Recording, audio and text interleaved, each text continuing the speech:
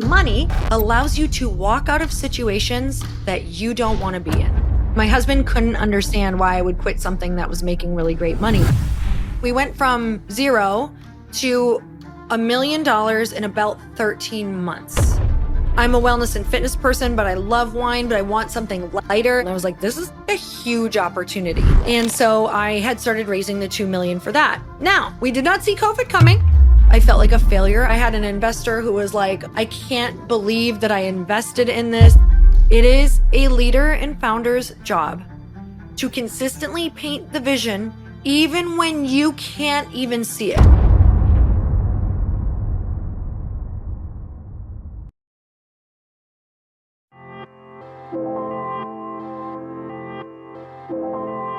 Young and Profiters, welcome back to the show. And today we have a very important topic. We're going to be discussing pivoting. As entrepreneurs, at some point or another, we're likely going to have to pivot because things don't always work out perfectly. We might fall out of love with our idea. We might sell our business. We might have a business that fails. We might find a different opportunity that seems more lucrative and seems easier to do. Whatever it may be, as entrepreneurs, we're going to have to think about pivoting sometimes. And when we pivot, we've got to do it with some grace. And there's no better person to speak to us about this than Lori Harder. Lori is a serial entrepreneur. She's a best-selling author, a speaker, and she's the host of the very popular podcast, Earn Your Happy, which is now in the Yap Media Podcast Network, which I'm very excited about. Lori has been transforming and pivoting her entire life. As a child, she was overweight and obese. She was teased for her weight, and she transformed into a 3-time world fitness champion, a fitness model, and a fitness influencer. She then went from somebody who didn't even graduate from high school to being a respected business person who taught about self-improvement and business. She pivoted out of the fitness industry. She then pivoted into podcasting. And lastly, she pivoted into live events. And now DTC brand. She's got products. And with her first product, it was an alcohol brand that she then pivoted to turn into a skincare brand. So she is the queen of pivoting, also one of the queens of podcasting. I can't wait to get into this conversation. Without further delay, here's my conversation with Lori Harder. Lori, welcome to Young and Profiting Podcast. I'm so excited to be here. I can't wait to chat with you. Likewise, I love chatting with my girlfriends. And Lori, I thought I knew a lot about you, but it turns out I didn't know much about you once I started studying all your work and your life. And I found out that when you were a child, you were actually pretty overweight.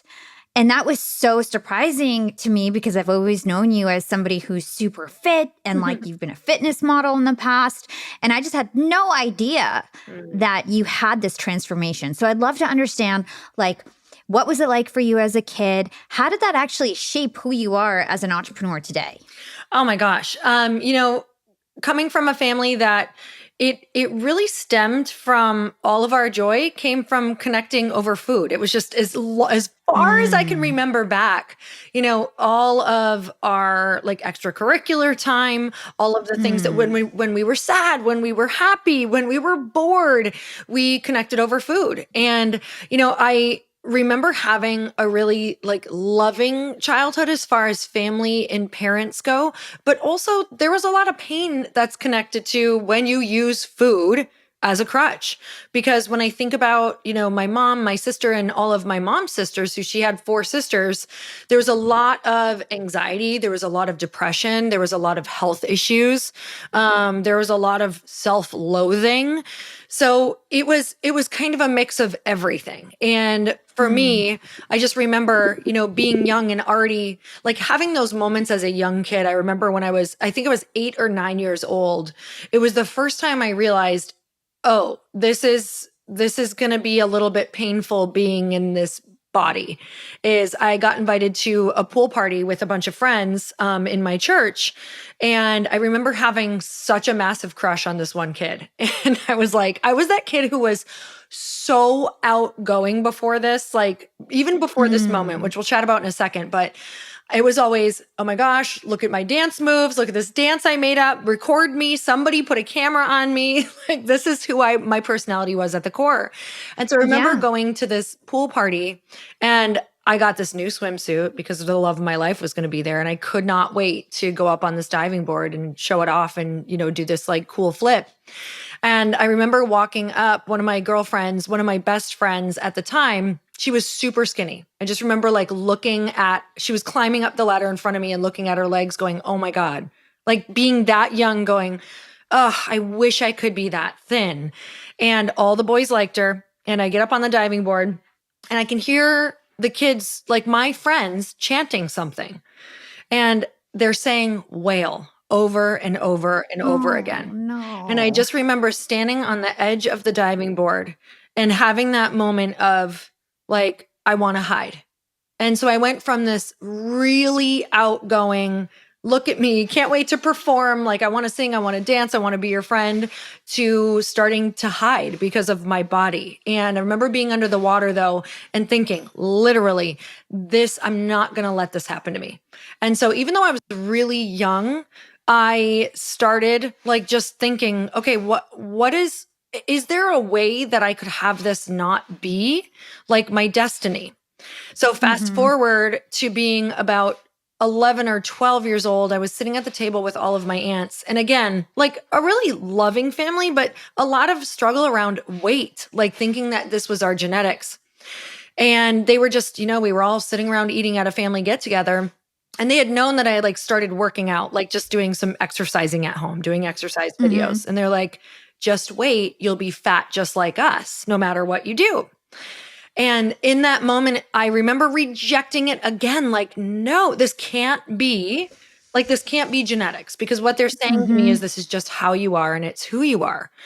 And it just led me on this lifelong journey of searching for other people to learn how they were being healthy and fit. And as a teenager, I would beg my mom to buy me fitness magazines when we'd go to the grocery store. And those were the first times that I was able to understand that I'm reading what they eat and how they live, because they would post like their schedules and things in these different magazines. And I was like, we're not doing that. So that was the moment for me of, wow, certain ways of living get certain results. And our way of living is getting one result. But it was like this moment of, wait, your family just doesn't want to, I don't think I computed this yet. But later it was like, oh, the work is hard. Like it's challenging to be healthy and get the things that you want. And so that was just kind of the catalyst for all of that in the fitness world. It's so amazing. And I love what you're saying in terms of the fact that like when you were younger, before you got this external feedback from your peers, you were who you are today. An outgoing girl who loves to be on stage, who loves the shine, who loves the attention. You get the external feedback and suddenly you're like a shell of yourself. So talk to us about the things that you did when you were a child that sort of like isolated you, and then how, once you were a teen and got out of the house, that you were able to kind of pull yourself out of that. I think there were a couple other reasons for isolating as well. So I had that, and then as a, had the weight issues, but then also my family, I grew up in a more restrictive religion. So we weren't allowed to associate with anyone outside of our religion. So take a small town. I'm from Upper Michigan. I'm from Marquette, Michigan. It's a fairly small town in Upper Michigan. Like you're surrounded by the woods. Anything close to that really resembles a city is about 3 hours away. And so taking a small town and making it smaller by only being allowed to associate with people in your congregation and your religion, we had approximately around 110 people in our church growing up. So I wasn't allowed to do any extracurriculars, and I wasn't allowed to do anything with anyone in school or quote unquote worldly people. For me, I think the hiding also started because I was going to school in elementary school and middle school, but because there wasn't a whole lot of different kids in Upper Michigan, like there wasn't a lot of diversity up there. Like I, remember one African-American student in like my entire school career. And so it's like, you're also abnormal if you're not celebrating holidays and you can't do the art projects and art, and you can't, date, and you can't go and spend the night at at people's house and you can't go to their house after school. And so I got made fun of a lot in school, and I started to get panic attacks. So then I would like believe that I labeled myself because my mom was also experiencing these things. And I labeled myself as someone who has panic attacks, and I labeled myself as an anxious person. And I just started kind of isolating more and more and more. And it became a much bigger challenge for me as I was older to try to work through those things, because you gain an awareness that once you're out in the real world, you're not going to function well if you can't connect with other people. And so my entire life's work has been, how does a girl who came from a restrictive religion, who isn't allowed to associate with anyone else, who did not have any other network because I ended up leaving that religion at 18 into a world of no friends, really. I had a couple from my religion who also left, but that didn't go well for them or us either. Because we all just kind of, when you're held like a spring and you let go, it's like we had a disastrous life for a few years there. It was with drinking and partying, and it just was not a great experience. So how do you build a network? How do you overcome anxiety? How do you even start to dream when you've never seen the possibility in your social circle of what is possible for you, because it's never been in your social circle? And how do you create an entirely new identity outside of this woman that I used to be, who was, or girl that I used to be, who was very much like, okay, we need to make sure we just preach about the Bible. And, if you struggle, that must be righteous. And, really challenged money story and challenged, with my weight and all of those different things. So that's why I love what I do now, because I feel like I'm a bit of like a excuse eliminator. Because when I hear things, I'm like, oh no, like, yeah, you can do this. Like, I did it. Let me show you. So I love that it's funny on podcasts, it's like, oh, we got to go back to the beginning again. But the beginning is so important. It's so important to see where we all came from, to know like, you can do it too. Like, this is so possible for you. Totally. And now you're on stages with 15,000 people. You always have these like awesome events. You've got amazing companies. So you've totally transformed yourself. So you became a fitness influencer, essentially. You became a fitness model. You were a 3-time world champion. Talk to us about the first real entrepreneurship experience that stemmed from that. My very first entrepreneurship experience was because our back was up against the wall. So I will say, I think that life offers us the perfect challenge in order for us to use it to find our gifts and to find our purpose.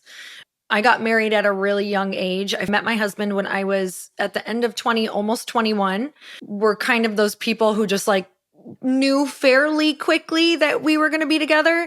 And he had the same, he was a big dreamer. He was into fitness too. And so when I married him, it was kind of like we were able to go, okay, what are the big dreams that we want? Except I was more supporting him, because what I also haven't shared is that because I was homeschooled through high school and there was just a whole lot going on with my parents, I never graduated. I have never gotten my GED. I've gone back to try to get it when I was younger and still failed it. And I just was terrible at math and testing. Come to find out much later is I just had never learned how to test. Crazy test anxiety. So when I married my husband, he was on an amazing trajectory in his career. Like when I met him, he was fairly successful, but when we got married and we just kind of, put fitness and each other and this dream of him building this career and me supporting this dream, it started to take off. But his career was in mortgage and finance.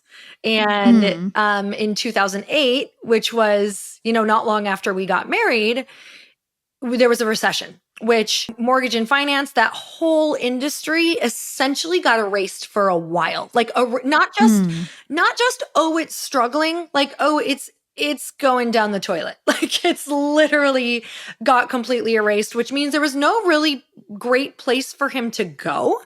And so we ended up losing everything, because as young kids do, when his career was taking off, 24 and 26, when his career was really starting to take off, we spent it all and lived way beyond our means. And at the time, I wasn't even like into the finances. So it didn't come as a total surprise. But when, the recession hit, it was like, oh, we're losing our house, we're losing our cars, and we are $300,000 in debt. And we have to borrow money from his parents to even go and get another place. And so Yikes. we borrowed their retirement fund, essentially wiped out their entire retirement fund, which doesn't feel very good when every decision that you make, you feel like someone is looking at because you owe them money. And that's not what they were saying by any means, but it's how it feels. It feels like you'll never get out of that hole. And so my first entrepreneurship experience was because my back was up against the wall. And when that happened, and when Chris came to me, who's my husband, and he's like, we're going to lose, like, we've lost everything. I don't have anywhere to go. I wasn't the breadwinner. I was working random retail jobs, not making hardly anything. And I had started at LA Fitness not long before this. And I had started personally training. And I had heard somebody say, probably like 3 months prior to this, to make sure that you proclaim your dreams to people. So I had started telling people, as a personal trainer, I'd started, talking to my clients, because you end up having kind of like these great relationships with a lot of your clients. I told them about my dream to own a gym and be like a Jillian Michaels at the time. Like, I didn't have an example of what does it look like to be like a famous fitness person. And there was like Biggest Loser stuff, and that was about it, and being on covers.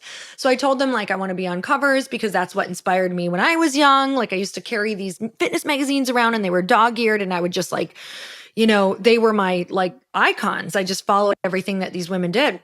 And so I was telling this woman that I wanted to have my own gym and et cetera. And she had said to me right after this had happened, like right after, we were kind of struggling, not kind of struggling, really struggling. Yeah. And she said to me, she's like, she was 28. I think I was 26 at the time.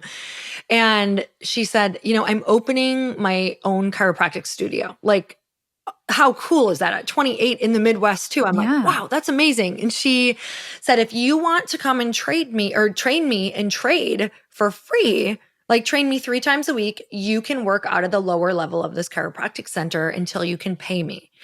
And 2 weeks later, I literally said yes on the spot. I didn't know what that would look like. I was like, I'm pretty sure I have a non-compete, and your studio is 2 blocks away, but we're just going to work this out and lie about it.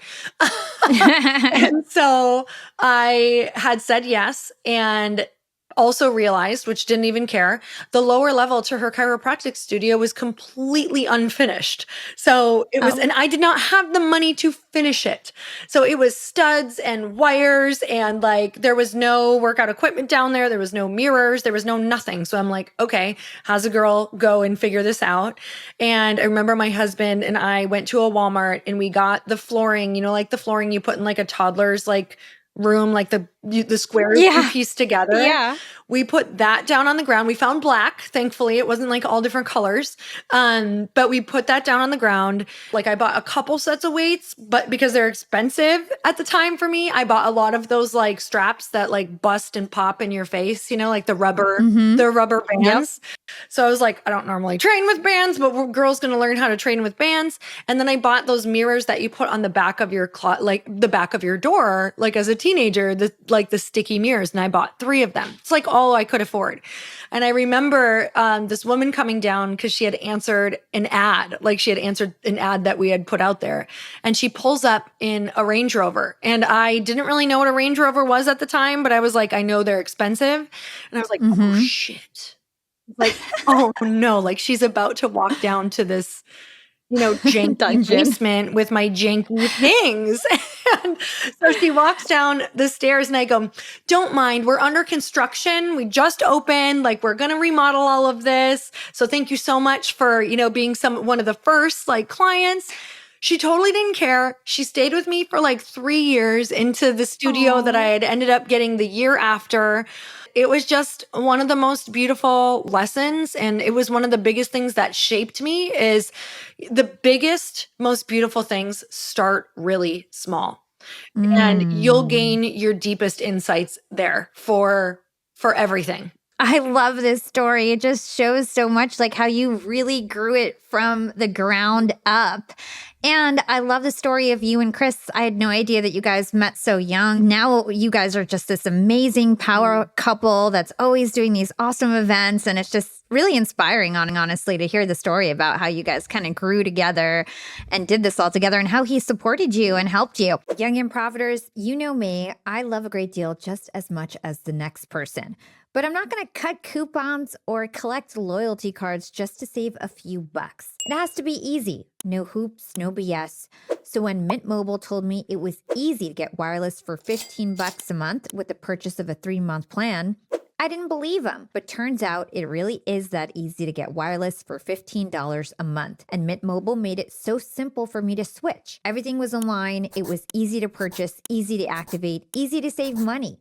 The longest part of the process was the time I spent on hold waiting to break up with my old provider. Well, good riddance to them because I'm saving so much money with Mint Mobile and the quality of the phone service is just as good as my previous provider. It's high-speed data and unlimited talk and text delivered on the nation's largest 5G network. You can keep your current phone and your current phone number, so there's nothing to lose. I know for a fact that if you're not using Mint Mobile, you are definitely not paying anywhere close to $15 a month for your phone plan. Why not check it out? Find out how easy it is to switch to Mint Mobile and get 3 months of premium wireless service for just $15 a month. Go to mintmobile.com/profiting.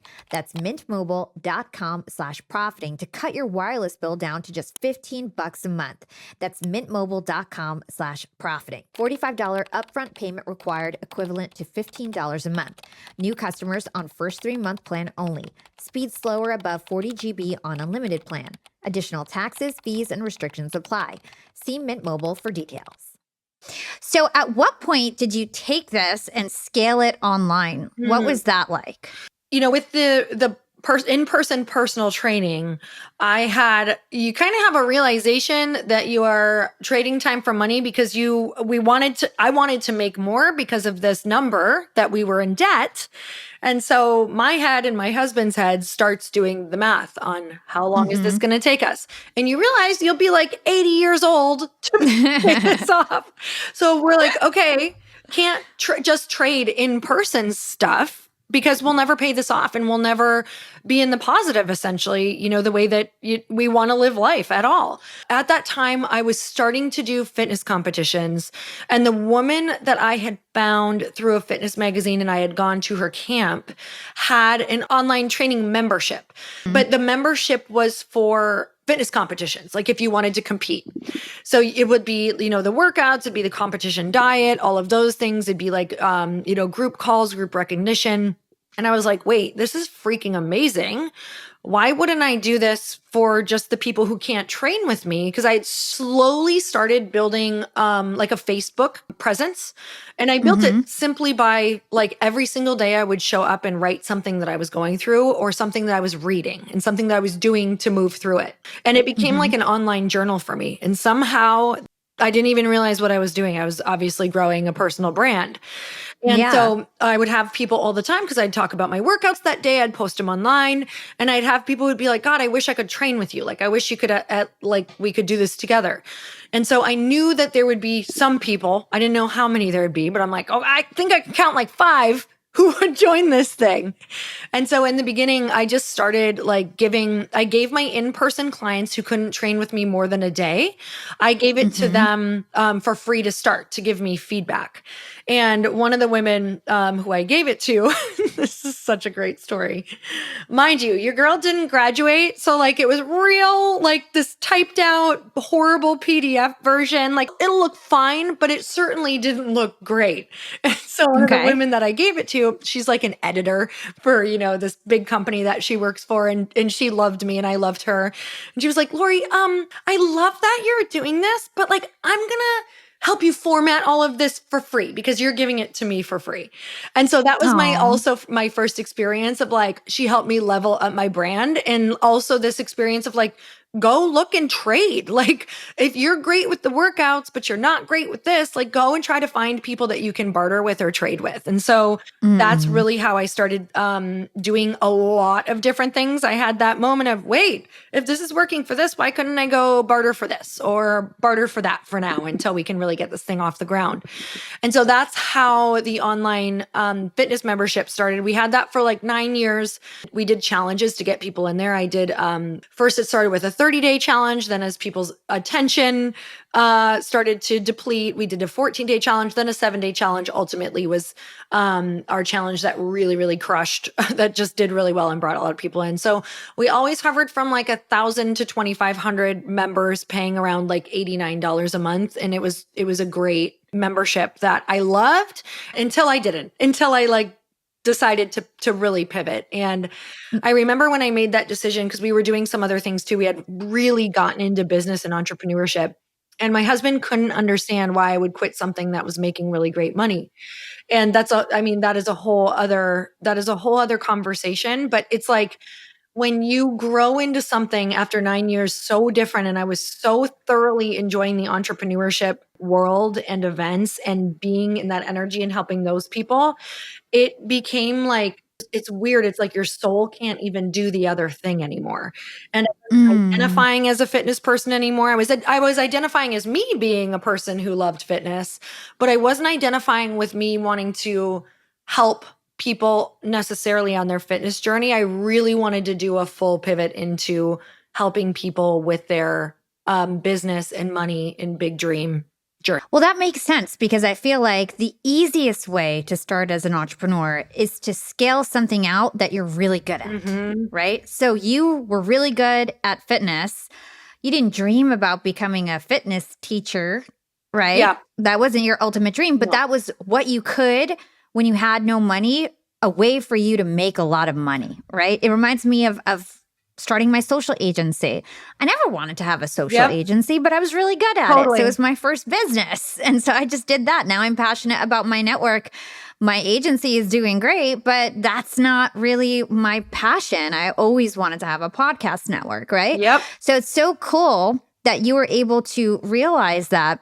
For everybody out there right now who wants to be an entrepreneur, often I say, like, think about who you needed back when you weren't an entrepreneur. And I feel like that's the business you created. You created a business for the little girl that grew up overweight. Can you talk to us about what you saw in the community that you built in terms of the women's that you served and how that made you feel in terms of your purpose and everything like that? Looking back, I think that people's first almost like spiritual cracking open or first experience with, oh, there's more, or I'm here for a reason, can happen through fitness.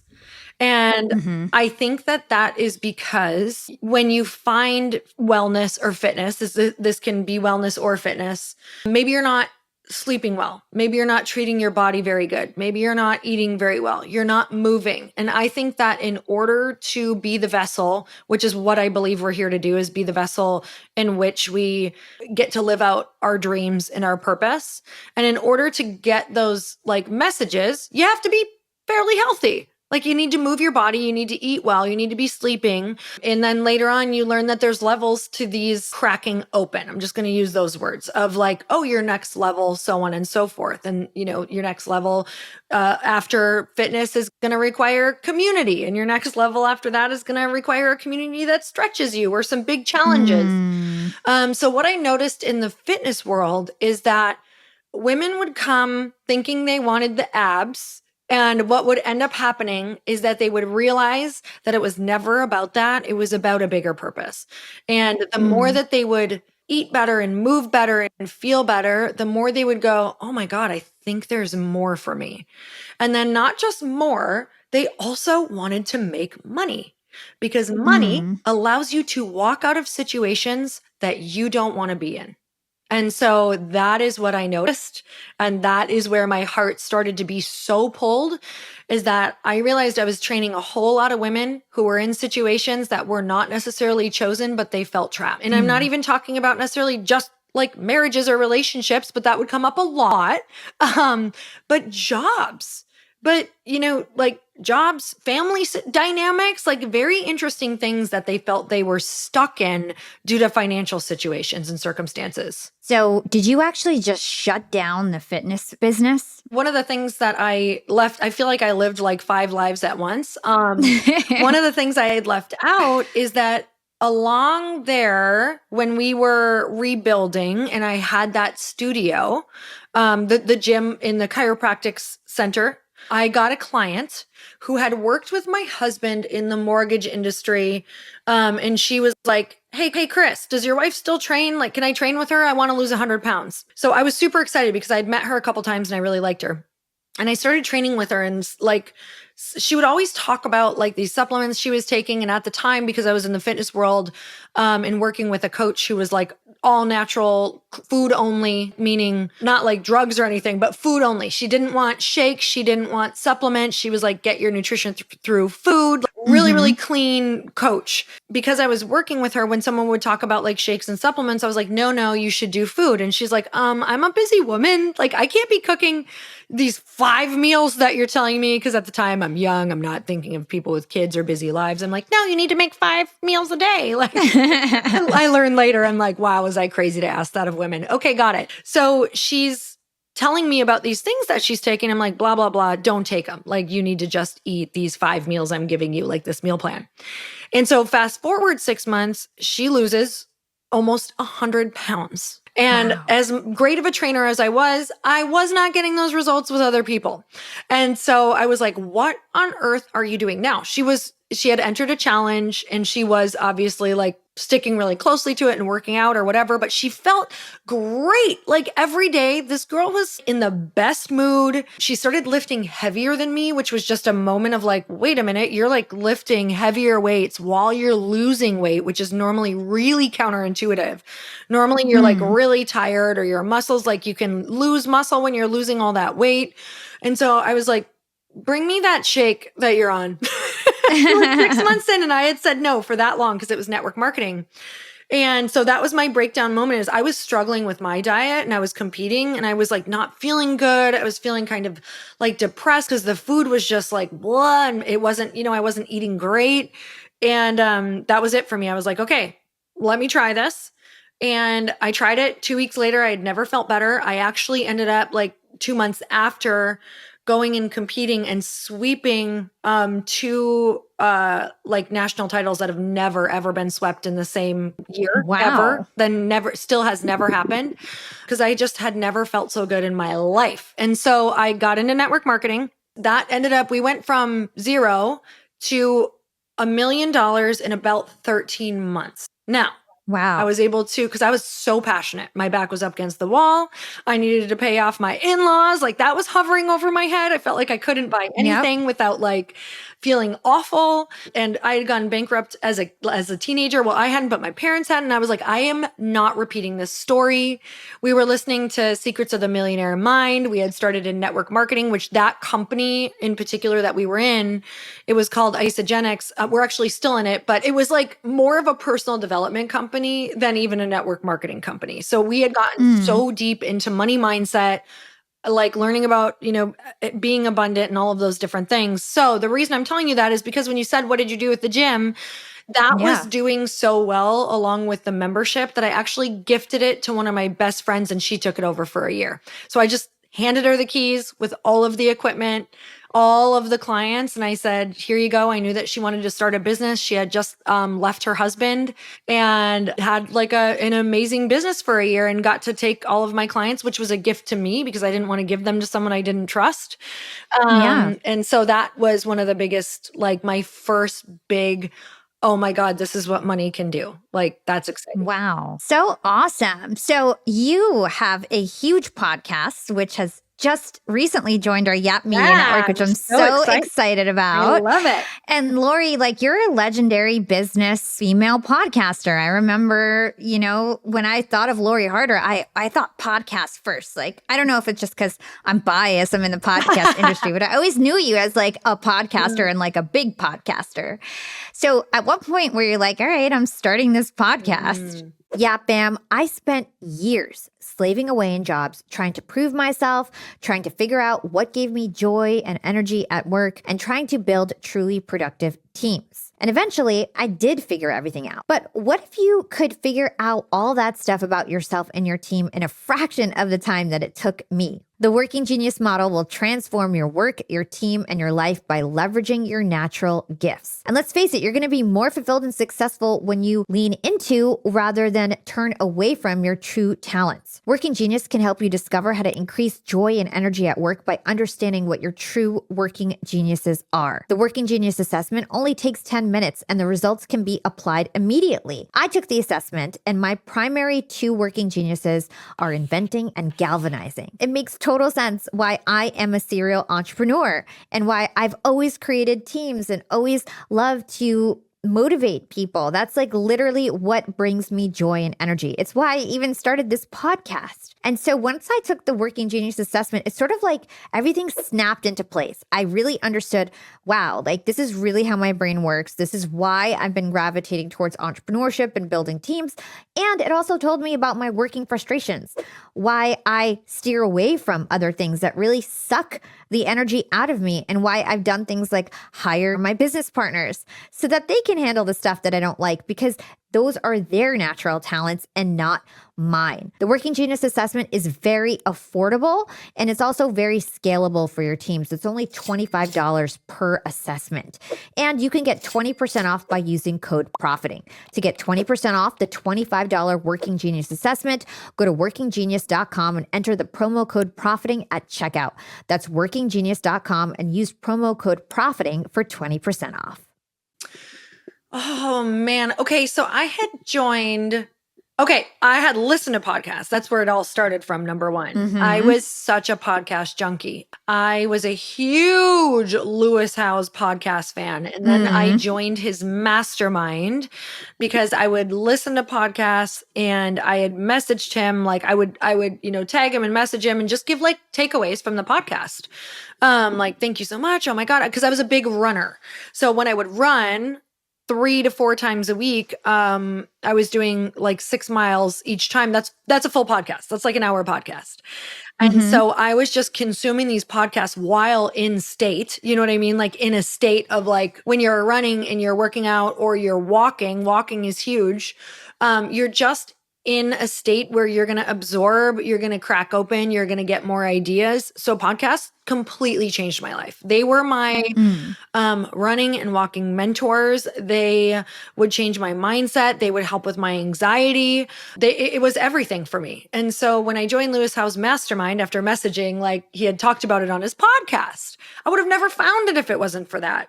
So I messaged and he was like, you should join it. And I was like, me? Like, I should join this? That feels really scary and crazy. And it was a big price tag. And I brought it home to my husband and he's like, we should join this. And so we joined it. And I think being in that and really just hearing, he made it more accessible, like and possible. And so I just decided like, okay, I'm going to start this. And I also was feeling that I wanted a way to deeply connect with my audience more. I was feeling like the captions or just the little bit that you get to post on social does not tell the story. And I'm like, I've got a story to tell. And so, it's very different to feel like you have a story to tell than to put yourself in a room for the first time, turn on a mic and go, what the hell do I have to say? I'm a big dummy. That's how that can feel in the beginning. I just remember like, oh, here's a tip. Like if you want to start a podcast, please go back to your favorite podcasters, pick like 3 to 5 of them, go back to their first 3 episodes. And I promise you'll feel so empowered to start. You'll have no problem.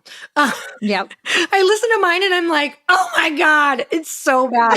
And I'm so proud of that girl. Like I'm so proud of the people who start because it's not easy, but that's how the podcast started is I was like, there's such deeper stories to tell. And this is it was like fitness transformed my life. I want to teach it. Podcasting transformed my life. I want to do it. Yeah, it seems like you're a type of person who just like loves to give back. Like once you level up, you're like, okay, how do I teach this to other people now that I've learned it? It's partly selfish too. Like I want people hearing like, yes, I love giving back more than I can like possibly tell you. But that also, like, the love of giving back has grown for me through the years, but it started as teaching just felt really good, but teaching helps me learn.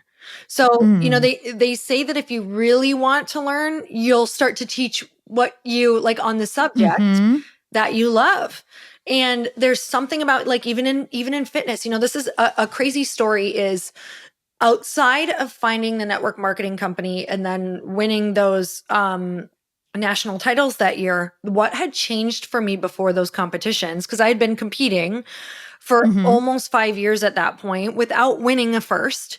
But what changed for me that year is that was the year that I really dove into teaching people how to be on stage and stage presence. So I had started camps in person, like on the weekends, where every Sunday, and it was based off of that women's training, that membership I was a part of, but I became an ambassador. And so every Sunday I was teaching women how to pose, how to walk. I was helping them with their fitness routines, like all the run-throughs they'd practice at my studio. And it was the observation of others and getting so granular to the point of wanting to improve them so much that you improve. And so that was the year that, like, I can tell you, everything changed for me because I was so in the teaching that I am, like, you embody it. That is such a life hack. I totally agree with that. Every time I'm putting out a new course or some sort of new training, I end up like doubling my expertise on the topic because it makes you think about like, well, I don't know about this, or I need to learn more about that. You learn it and you relearn everything you already learned. Suddenly you're like a better expert than you were. Like, that is such a life hack to teach other people to become a better expert. Yes. A really cool story that I heard that's very different from us. I've bootstrapped my companies. I've never raised money. And I heard that you got a lot of your investors for your first company, Lite Pink, from your podcast. Yes. So I think that's really cool to kind of go into, because a lot of people think that podcasts can only be an opportunity to make money via sponsorships, but you can get clients for your business. And something I never really thought about is you can get investors for your business. So talk to us about moving into a product business and how you decided to start raising money and how you got your investors.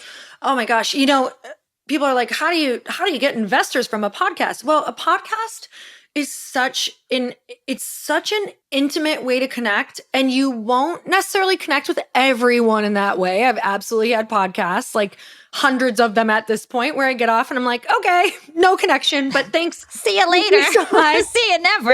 See you never. that was a rough one. Absolutely, for sure. But then you have these podcasts where it's like right now, right? We're laughing, we're understanding each other. We're like, oh my God, or there's a similarity there, or you just can really drop in and you're enjoying the conversation, and it creates a relationship. So in order to, when you're raising money, it's all about who's in your network and who you have a relationship with. And so a podcast may not be like, oh, I'm going to ask this person to invest immediately. But what it does is it creates a relationship that came from the podcast. Now, I did have one experience like that, actually, where we did one podcast, and at the end let me rewind. We do this podcast. She was referred to me by someone. So already there was some like mutual trust there. And she had a podcast or a book that was coming out, like all about business and like going for it.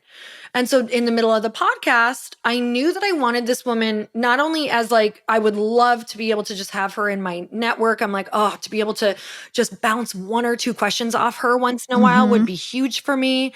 So I strategically in the middle knew that because I had read her book, I was like, I'm going to tell her about my company and what I'm doing, like what I'm launching. And so in the middle of it, there was an opportunity to be like, oh, this is amazing. I understand. I can understand this struggle because right now I'm trying to raise money and blah, blah, blah. And I'd mentioned it, and I'd mentioned a little bit about the company. And then, afterward, I had said to her, this is huge, huge key. I had said to her, what else can I do for you? Like, how can I get this book out more? What's like the biggest thing that would help you that I could do for my audience? And so she tells me, and I'm like, great, I'm going to do it. What happens is people want to reciprocate. Now, did she have to reciprocate? Absolutely not. But people want to. And so she was like, hey, is there anything I can do for you? And I was like, I would love for you to just look at this deck, Like, if you want to give me any critiques, if you know anyone who, I could talk to about investing. And the next day, I sent the deck that evening. And the next day, she was like, I'm going to invest and I'm sending this to 15 other women. And I'm letting them know about it. And then one of the people she sent it to also invested, who was a celebrity. She Wow. sent like a list of celebrities and copied me on it. And I was like, oh my God, I'm so glad I asked, because I almost didn't. I was so intimidated and I almost didn't ask. That's Wow. crazy.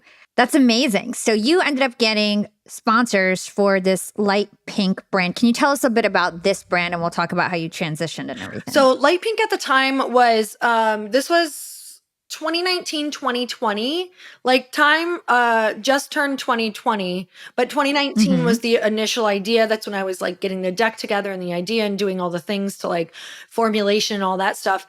And it was a non-alcoholic rosé and a light rosé wine spritz. So at the time, this is when Gary Vee had just like launched his he had wine and then canned wine, empathy wines. And then also like White Claw had just come out, like spritz were like taking over. And I was like, wait, this industry is huge.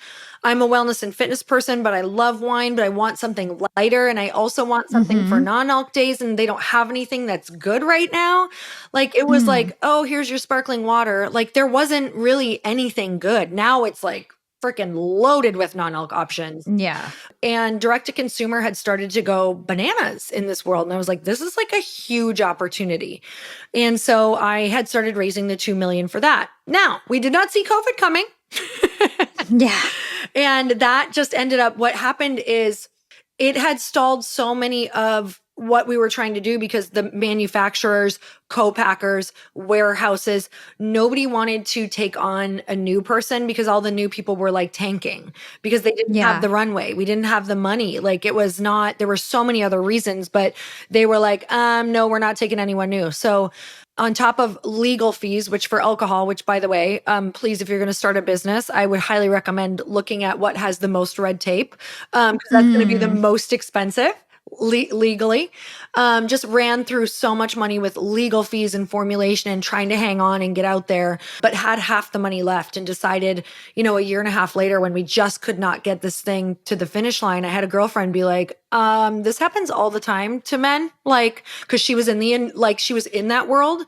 Wish I would have talked to her sooner, but I didn't. Now it's my job to tell people.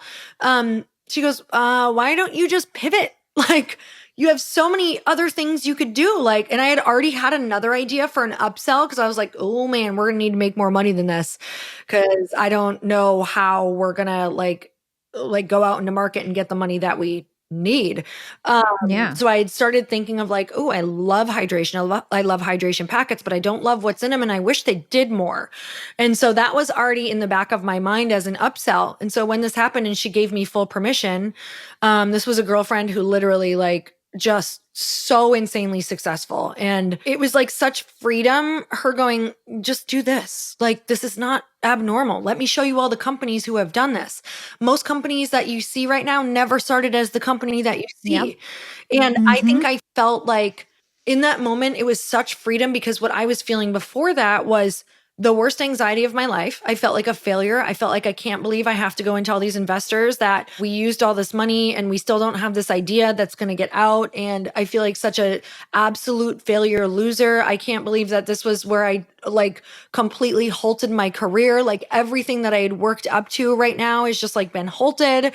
I mean, I went through it. Like I had an investor who was like, oh my gosh, I feel like essentially, I'll tell that story another time, but it was essentially like, I can't believe that I invested in this. This is like such like essentially a stupid idea, like, and you conned me into it. And I'm like, oh no. It was not a great experience and time for me. But I also am so clear that my soul called in all of that so that I could learn and understand and be able to have this conversation literally right now for someone who's listening, because they're going through it too.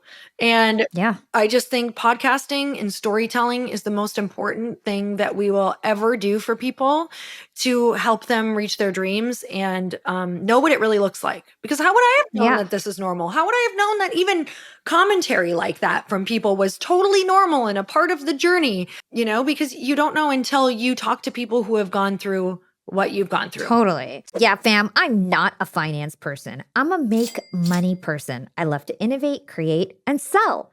I don't like to do the boring finance stuff. So I've offloaded all those responsibilities to my business partner. And so I basically handed a mess over to him. He inherited a lot of different apps, and he would always complain about all these disparate apps. And so we were looking for a more streamlined solution where all of our banking and bookkeeping would be in one place.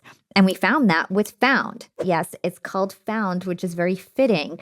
Found is a banking and bookkeeping app that is especially made for solopreneurs and entrepreneurs. It's made for us. And Found has amazing features. You can do everything from invoicing to bookkeeping to tax planning. One of my favorite features on Found is that it will actually automatically estimate the taxes that you owe and then set aside money for that. This is so important because oftentimes you spend your tax money unknowingly and then you're hit with a bill, and that ain't pretty. In addition to that cool feature, one of my other favorite features is the fact that you can create virtual cards and then set spending limits on them. Now we have virtual cards that we're able to give out to our employees. There's no way they can overspend. Found is super cost effective. There's no hidden charges and there's no minimum balances. Plus, it's everything in one app. So that in itself is a lot of cost savings. You can save hundreds or even thousands of dollars by switching everything to Found. If you want to try it for free, that's right. You can try it for free at found.com/profiting.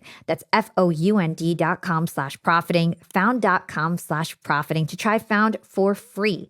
Found is a financial technology company, not a bank. Banking services are provided by Piermont Bank, member FDIC. Found's core features are free. They also offer an optional paid product, Found Plus. So I'd love for you to talk about some of the different challenges you had launching a DTC brand, because it's so much different than a service-based business, right? Service-based business is so like natural and organic because you're basically just scaling yourself, right? When you have a product, there's like a whole slew of different issues, and no wonder you had to bootstrap because it's very expensive to launch a product. So what were some of the things that you had to think through, and what were some of the bigger challenges for anybody who's interested in launching DTC products? Well, I think the first one, like I said, is go find someone who's done it before and kind of map out the pricing of everything. And like where could we really like lose our rear ends on this? Like where could this go wrong? And so what do I need to plan for? Right? Like, oh, okay, that's interesting. Like you could lose a whole lot of product in the beginning, especially if you don't really know your co-packer yet. Like you need to understand what insurances you need, because let's say you just bought hundreds of thousands of product and it's at the warehouse and you didn't ask about who pays for the product if something goes wrong, and you signed the wrong paperwork so that it's on you, and now you have no money to make up that product and you can't sell it. Like there are so many little things that can go wrong when you're doing a product, because unlike a service-based business or a digital product, it's usually tech that can go massively wrong, but can be fixed, right? If you have a launch and your tech doesn't work, that really sucks, but you can still fairly recover without a ton of overhead cost. In the product world, there's a shipping company that can go wrong, right? They can get all your packages messed up. There is a co-packer that could go wrong. They can completely mess up your formulation. There is packaging that can go wrong. They can mess up all your boxes. There's so many touch points. There's also tech. There's so many touch points that are not in your control. You have to have a very high tolerance for risk, and you also have to have a lot of grace, and you also have to have a backbone to be able to hold people accountable. That's been one of the hardest things, is holding people accountable when something truly is someone's fault, because it's very easy for people to dance around things or say it was this or it was that, and they're good people, but you're running a business at the end of the day. So it's been the biggest learning lessons for me and the biggest challenge, but I love it so much. Like I am obsessed with physical products now. I love it. Well, what is a skincare brand called and what does it do? So it's a skin routine you can drink. It's called Glossy Skin and Gut, and it's a daily beauty supplement. And it is all about glowing from the inside out because without good gut health and good digestion, you can't have great skin because really what you're seeing on the outside is what's happening on the inside and what you're feeding yourself, especially as we get older, that starts to show like what you've been eating through the years or how you've been digesting. So it really is about debloat and glow. And those were the two things that I'm like, if I could solve two things, I was like, I'd want to solve feeling light. I want to feel light in my body. I don't want to feel bloated. I want to feel really good. I want to have good digestion and I want to have like great skin. Like I want to feel like I'm doing something really great for my skin, especially as I get older. And so that's why this product was formulated is because, no matter what, if you just drink water, you're doing something good for yourself. And so the fact that this is kind of helping you drink water was what it was all about. It's like, okay, if you're like me and you're a toddler and you want something flavored, but you want to know it's doing something really good for you, our probiotic has 30 clinical studies on it. I wanted to make sure that the ingredients in there were going to do like the thing that we wanted them to do. So that's why we went with number one, the probiotic that has studies on it. And then number two, having the amounts that are going to help you get the results that you want. It obviously sounds like a great idea. I want to try it. I love skincare, something I'm super, super passionate about. What was it like having to convince your investors and externally, like kind of communicate the pivot? Like, what was that like for you? How did you go about doing it in an empowered way? I had a moment with my husband where, I had one of the investors they were like, I want out. Number one, in the particular way they invested, you can't, once you invest, you can't get out of investment. That's why investments are what they are. That's why you can win big in investments. That's why you lose big in investments. I was like, oh my gosh, what do I do? Like, it was just making me feel even worse. And he's like, Yeah. My husband just gives it to me straight and I literally just want to like wrestle him to the ground. When he does it, it's so annoying, but also it's been life-changing some of the few times he's really handed it to me. And he was like, be a leader and go tell her why she needs to be on board for this next company because it's going to take off and she's not going to want to miss it. And I was like, I'm so not feeling powerful at this point. And I was like, he is right. It is my job to always paint the vision. It is a leader and founder's job to consistently paint the vision, even when you can't even see it. And by painting that vision, I promise you, it will paint it for yourself. And so it was a really powerful moment for me where I really wanted to like tell this person off. Like, oh, so fun. You want to ride the train when it's doing well, but when it's not, and I need advocacy the most, like it was like a painful experience. And I'm so grateful for this human and that this happened because I think it was one of the biggest lessons that I've ever experienced ever. And it reminded me, number one, they weren't wrong. Like, of course they're going to feel that way, like, of course they're going to feel like, was this smart? Oh my gosh. It was exciting. And I think I was just like in on the excitement. Yes, that's what it is. And also like repainting, hey, this is actually a better fit for you. Like, I know who you are. I know who your audience is. Like this 100% is not just a better fit for you and for your audience, but for you. Like it's so much more in alignment with who you are. It's way more in alignment with where the world is, where our community is. Like this is something that, it's at the beginning of the market. People are starting to trend this way. It's getting really exciting and we can be some of the first and we can be an amazing product that, doesn't have fillers in it. And it's just a really, really great product that works. And so I got on and just talked about all of the upsides and why it's so much better and why it's easier to build. And it is. And at the end of the call, we were both just in such a beautiful, amazing state. And she was excited. And I was like, she was so sent to me to remind me of why I'm doing it, like to rebuild my belief, because we don't get to really build our belief muscle until it's tested. And that tested me. with her saying those things. I was like, are these true? Are these things true? Right. And so in that moment, it was you get to show up as a leader, even though you want to cry or say something else.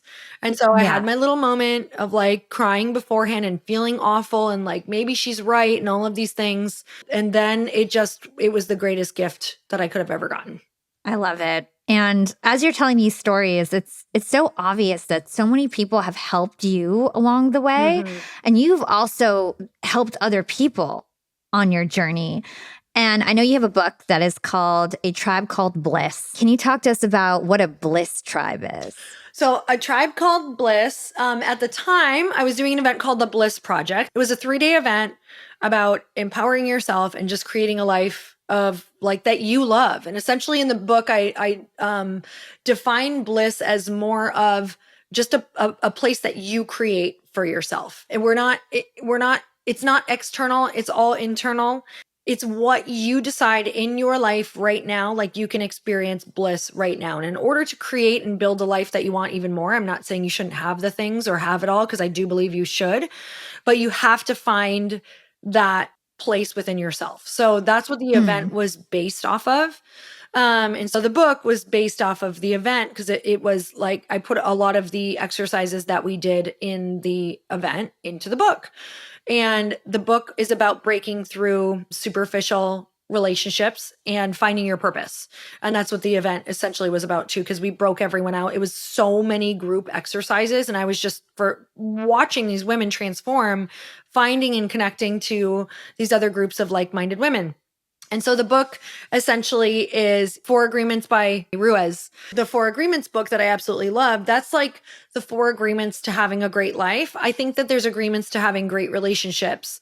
And I think your relationships are your life, right? Like you can't really have a great life without great relationships, because even if you're doing okay alone, you eventually feel so lonely and isolated that it's painful. And we know that now loneliness, all the studies, is worse than smoking. Like it'll kill you faster than smoking. So we need relationships. I think our lives are defined by relationships, but I also think that there's agreements to relationships. So in the book, it goes over the 7 agreements of relationships, and it's essentially like really self-work that you can do within other relationships as well. Yeah. And being an entrepreneur is one of the loneliest career journeys that you can have. And entrepreneurs really experience a lot of loneliness and depression because of that loneliness. And you're somebody who often brings entrepreneurs together. I would say another like superpower that you have is you're like the queen of live events, especially in this like female entrepreneurship space.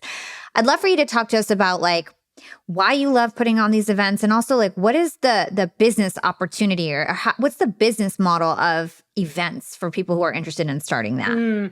Yeah, you really want to know why you're doing events, because they can be lucrative, but they're typically fairly expensive if you're just looking at this event, right? You have to know your intention of the event. I love live events because my life changed at them. You know, I told you I listened to podcasts, and then when my life really changed, it was when I joined a mastermind. I initially, had gone to an event called Landmark Forum. That was my very, very, very like first event ever that changed my life. Then I went to personal development events. Then I went to Tony Robbins events multiple times. Then I joined Jack Canfield events for huge commitments, like events that were like 3 weeks spread throughout the year, like very intensive events. And I think that they are the quickest way to change your life and to build your network, and your network has all of your answers. Like I said, the friend who was like, hey, why don't you just pivot? That was by way of someone else who was a part of my network. And so we get these big life-changing answers, or like the, investor who felt challenging to me. That was a life-changing event that really turned me into someone who can handle a lot. These are all people that came by way of like events or networks or someone else. And so I believe in them like more than I can possibly tell you, because I see it. We put them on. I get to hear the crazy transformations that happen, even if it's not right away, it's 2 years down the road. Oh my God, this person that I met at the event, like they just became an investor or a business partner. Like it's crazy. It's the long game. So that's why I'm passionate about events. The event model is typically either like massive brand awareness, because you're not going to make a whole lot of money off of like an event unless you're really bare bonesing it. And then that's kind of tough because people don't love a bare bones event necessarily.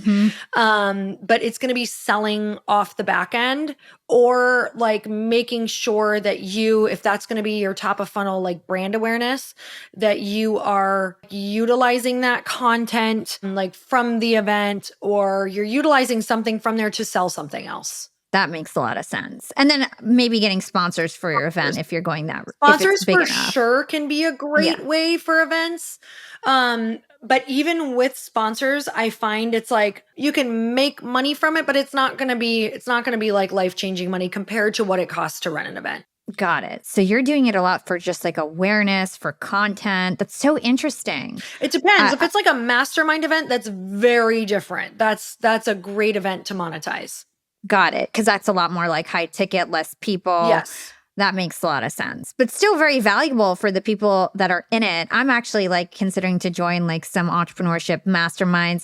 I'm going to your girlfriends in business event in September, which I'm so excited about. Actually, this episode will probably launch before that. Is that something that people can sign up for, or how does it work? I think we have like 3 tickets left. Okay, great. Sorry, great. guys. I mean, maybe it'll still be there. You never know. So it's girlfriendsandbusiness.com, but you can check it out at the website. Amazing. Yeah, maybe the next time, guys, if you didn't get to make it. So, Lori, this was such an awesome conversation. I really wanted to just dig deep on your personal story and get all the lessons that we could from you creating all these different businesses and communities. Thank you so much for sharing. I end my show with 2 questions that I ask all my guests. By the way, it doesn't have to be about the topic of today's episode, just anything that you think of. What is one actionable thing our young and profiters can do today to become more profitable tomorrow? Join something where people are a bit ahead of you. So I love that quote about get in the rooms where your dreams are people's realities. That's been the thing that has changed the most for me. Like you can, listen to all the podcasts. They're going to change your life. But when you're ready to take the leap and really accelerate, get in a room with those people. So good. And what is your secret to profiting in life? This is such a good question. My secret to profiting in life is to really work on yourself. Because again, everything is going to come through relationships, and it takes an extreme level of awareness and grace and forgiveness in order to work through all of the relationships that you are going to have on your way to your goals in business. I love that. Lori, where can everybody find you and everything that you do? Well, the main thing for me right now is Glossy, and that is the skin routine you can drink. And you can go to getglossy, GETGLOCI.com, and you can go and check it out there. Amazing. We'll put that link in the show notes. Lori, thank you so much for joining us on Young and Profiting Podcast. Thank you for having me. This was so much fun.